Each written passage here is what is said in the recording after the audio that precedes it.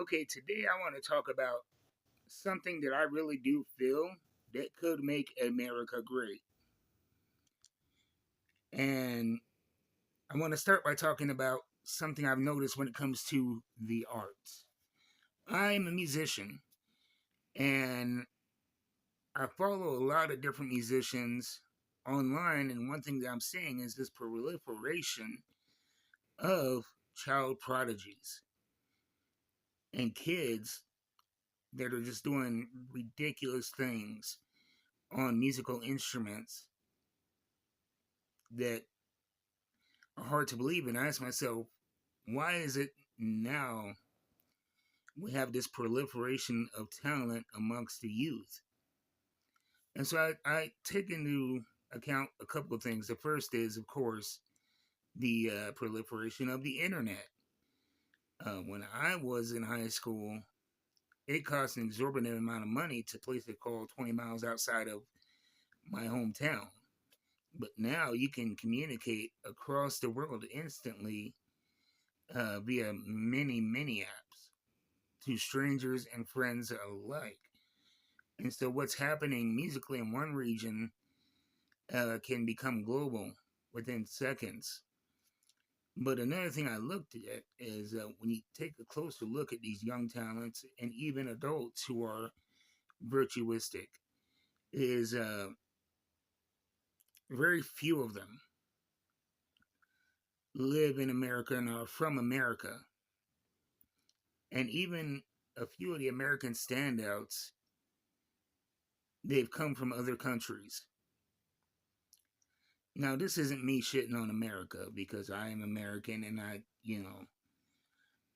I play with some of the best musicians that you could hope to. But the fact of the matter is, if you look at people who are excelling in the arts at very young ages, there's a lot of them from Canada, there's a lot of them from Europe, and yeah. And I ask myself, why is that? What is the main difference? And I thought back to when I was a teenager, and even a little bit before that. My first musical instrument was the clarinet, and it wasn't because I wanted to play the clarinet. It's because that's what I had available to me because my sister played it before I did, and my mother could not afford to buy me a new instrument. And I started playing guitar in high school after I was given one, but I couldn't afford lessons. And so I was self taught up until college when I was able to afford lessons on guitar and bass and get a formal education. But even in my formative musical years, I couldn't concentrate fully on music because even in high school, I worked two jobs. I worked 7 days a week to, my mom, she did a great job of providing a home for me and stability, but to help out around the house a little bit and to get little extra things that I wanted and to take care of myself as far as clothing and, meals when I was out and about, I had to work. And I chose to work two jobs. I could have done one, but there was this pressure on me that I had to step up and I had to work first, and everything else happened secondary to work because my glasses weren't free, my doctor's appointments weren't free, my physicals, my schooling, nothing was free, and so I had to do my part and pull my weight first. And you look at a country like Canada, very similar culture, except for they're not worried about dying of something that can be easily treated because they can't afford it. And so they don't have as much economic pressure. And, parents can buy their kids high quality musical instruments and get their kids private lessons and do so much more without having that constant worry and that dread of being financially ruined at any moment. And when you're not worried about hunger, you can accomplish a lot. Personally, I am a Christian. I don't judge anybody who's not a Christian, and I respect everybody's right to do what they will. But one teaching that always strikes me from the Bible is the miracle of the loaves and fishes. And what struck me about that is that even Jesus, like I said, no offense if you don't believe, but if you do believe, this is important. Even Jesus, the person we follow, he looked out at the people and felt empathy. And if he was going to preach to them, if he was going to have them follow him, he wanted to make sure that they were fed and that they were taken care of first.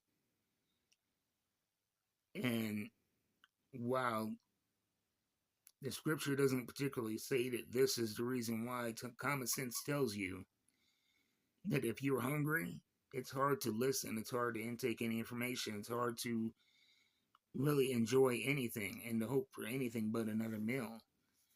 And so I think that is something that we need to consider um, in our society. And right now we have an administration that is only widening the economic disparity in our country, enacting policies that are going to lay in stone the economic situation that we're in.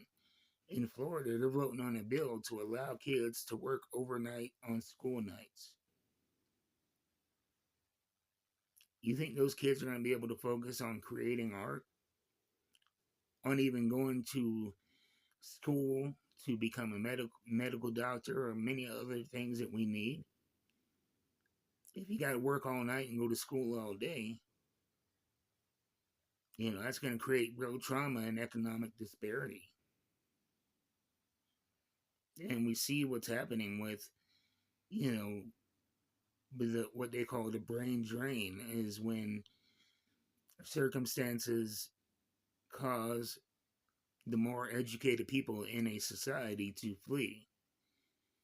And not only are we losing those people daily now, but we're also losing a lot of future artists and thinkers and people that are going to move society forward.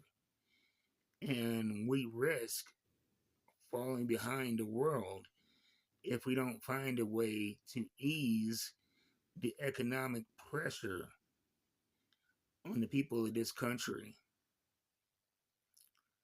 And if we can find a way to make sure that everybody can be fed, clothed, housed, and not worry about looming medical debt, we will see, we will see a great expansion of highly educated professionals in technology, the arts, healthcare, you name it. But as long as we put this pressure on our society, we're going to be dependent on outside outside sources, and we're not going to see people live that American dream of starting from the bottom and working their way up. So that's my thoughts on it. Let me know what you guys' thoughts are in the comments. Thank you for sitting and chatting with me, and I will see you next time.